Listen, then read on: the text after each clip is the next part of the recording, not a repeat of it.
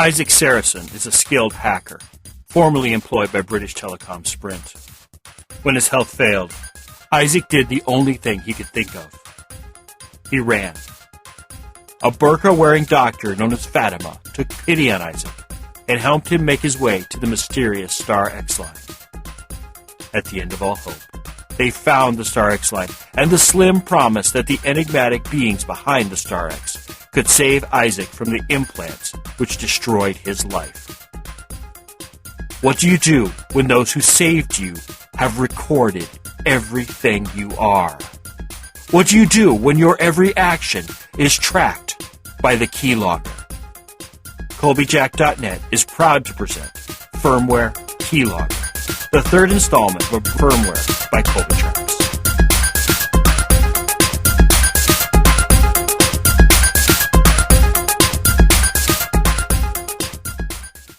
Episode 46. That which is not illegal is proscribed, Eleanor said. The second level of recruitment is illness. On the board, the bejeweled cartoon hacker became dizzy. Red splotches appeared around her interface plugs. She began seeking medical advice. A string of doctors met with the hacker, each one telling her they didn't know what the problem was. Code within the intracranial interface system activates a system of escalating damage. The interface turns against its owner. It utilizes code and materials similar to that used in variable configuration weapons such as the Glock Xian Mark VI multi-weapon, of which you have direct experience with, or high-end exercise equipment such as the chambered Nautilus, which uses the same material to recreate any exercise equipment the user can imagine. Animated lines signifying distress circled around the hacker, while on the portion of the board devoted to the schematic of the intracranial interface, enlargements of various surfaces revealed a rapidly changing surface structure. Nomenclature beside each example detailed items such as nanoscale blades, microscale toxin factories, and surfaces designed to create anaphylaxis in the hacker. I noticed the ill hacker was moving from one physician to another. The board enlarged the area around the doctor she had just left and focused on the doctor's computer. On the screen was an analysis showing no known issues with the interface. Based on personality information revealed by the hacker's social network interactions and information contained in the physician notes, StarX would determine a first date of reveal. On the next doctor visit after the first data reveal, the hacker received a diagnosis showing that her implants were at fault and needed to be removed. It is at this stage that 85% of the distressed hackers would schedule the removal of their implants at a licensed provider. Only once in the history of the project has a hacker been taken by StarX after deciding on implant removal. I moved to ask. Eleanor interrupted me before I had a chance to say anything. If you have to ask, you aren't much of a detective. She proceeded to pace around my desk, watching me closely. Does any part of this story sound familiar? I nodded in agreement. Now comes the situation for the 15% who avoid treatment. On the blackboard, the hacker packed up her gear in a large suitcase and began to trudge down the street. It is this last 15% which interests the StarX project, and by extension the Fernet project as a whole. A network of agents began appearing around the hacker in pointy hats and long cloaks. I couldn't stop myself from questioning. Are you saying that you have doctors involved in the recruitment process? I mean, how else could you control the release date for accurate diagnosis? Eleanor laughed. We manipulate the diagnosis systems. It is a truly simple system, as all medical practitioners are required by law to submit all information relating to contagious diseases to the City Center for Disease Control. In order to facilitate the timely transfer of medical records relating to contagious illnesses, all doctors' offices are required to submit their information directly via the net. Besides, nearly every doctor in the city utilizes one of 3 diagnosis engines, of which the City Department of Health and Human Services has final oversight over. Either way, we have more than one method of manipulating medical records. Eleanor let my stupidity sink in. I knew the penetration of the city network was something which could not be avoided, but I never imagined it went so far. I always assumed that it would be human beings utilizing the data gathered by the immense dragnets of the city apparatchik. I never dared believe it would be a tireless being of raw data who would attempt to manipulate me. Before becoming one myself, I would have laughed at anyone who believed in free-willed AIs involved in conspiracies to control the destiny of the human race. I knew better now. As I was saying, she began again, the 15% who, for whatever reason, decide to run into the underworld of the city like wounded animals, those are the ones Star X and by extension Koenig and Ferney as a whole are interested in. I saw chalk representations of myself talking with Frankie.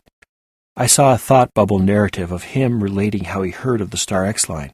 I saw a drawing of a figure in a burqa helping street thugs with bad implants onto trains. I saw myself in chalk animation fleeing the core and heading south toward Xi'an village. I never made it. I stopped too soon in Little Russia.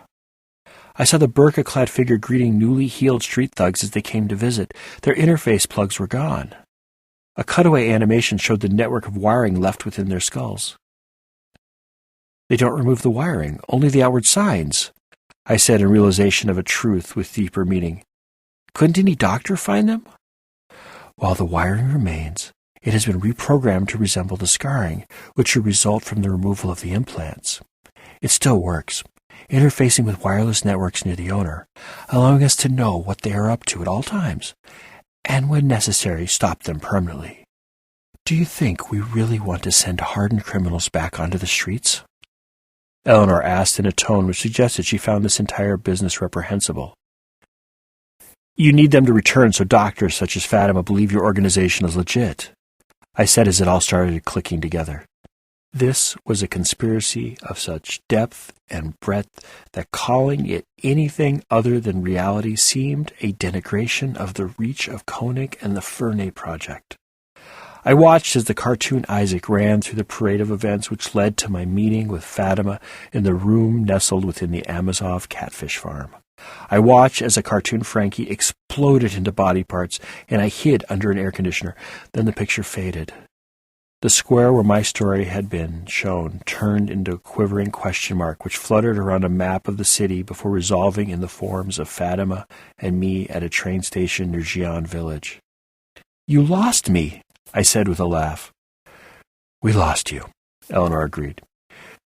We had not been aware of Dr. Mohammed Jordania's alter ego, nor were we aware of his extensive collection of imported medical devices. He was a lot better at hiding his tracks than we had expected. Now that we know he exists and what he does, we have developed methods of tracking him. Eleanor pursed her lips and appeared to be thinking about what she wanted to say next. We have also learned from his records of your time under his care that the amount of damage you were willing to suffer was greater than we had witnessed before. You should be grateful to Dr. Jordania. He is truly skilled in his art. I thought you said you didn't have access to his records, I noted. There must be something I could do for Fatima, Dr. Jordania as he was known to the world, to repay him for his works. Maybe a card or some flowers, though somehow that didn't feel like enough of a thank you. That could wait. What couldn't was my next question. How did you come to discover his skill and what I suffered through? Eleanor laughed. From an agent provocateur, though it would probably view its actions as nothing more than speaking truth to power. How do you view her? I asked. I had noticed the shift in pronoun, but decided to see what Eleanor's reaction would be to me shifting it back to something a bit more human. I view it as an angry mistake of an experiment carried out earlier than necessary, Eleanor said with quiet venom. The instrumentality overstepped its mandate, and we will be suffering through the damage caused by this experiment for as long as the race exists. This was too much. A conspiracy to create a new humanity 60,000 years in the future was something I could understand and get behind. To think that someone had experimented on human beings and created something so dangerous that only its destruction would undo the damage caused was something I didn't want to think about. I broke. There was too much. I had to stop before I lost my mind. Why are you telling me all this? What is the point? I pled. I felt my grip on reality on the verge of snapping. Eleanor turned to me and leaned in over me. I am telling you so you can save Isaac. Save what? I stammered. Of the 39 individuals who have been recruited by the StarX project. Eleanor breathed in my ear. Isaac Sarason is the only one left alive. She paused to let the words sink in. I am giving you a chance to do what I couldn't do. You must save your progenitor.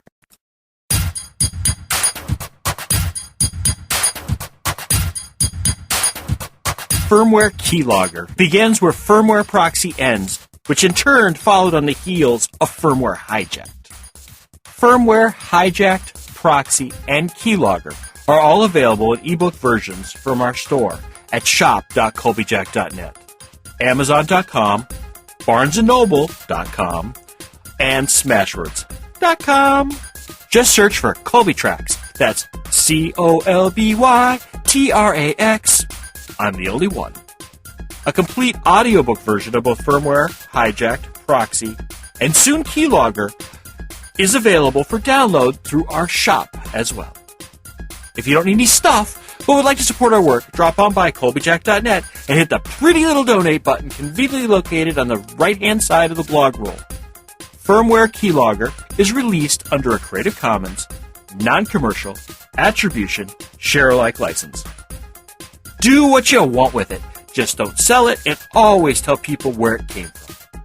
If you received this from a friend and want more information about Colbyjack.net and our split personality website, just drop on over to Colbyjack.net and select either the audio or visual side. The audio side carries our podcast, while the visual side carries our writings. Whichever side catches your fancy is fine with us. We're of two minds about the whole thing anyway. I do mostly Twitter, so if you do the tweets and want to follow me, I'm Colbytrax. That's Colbytrax. Thank you once again. Remember to be fabulous and have a wonderful week.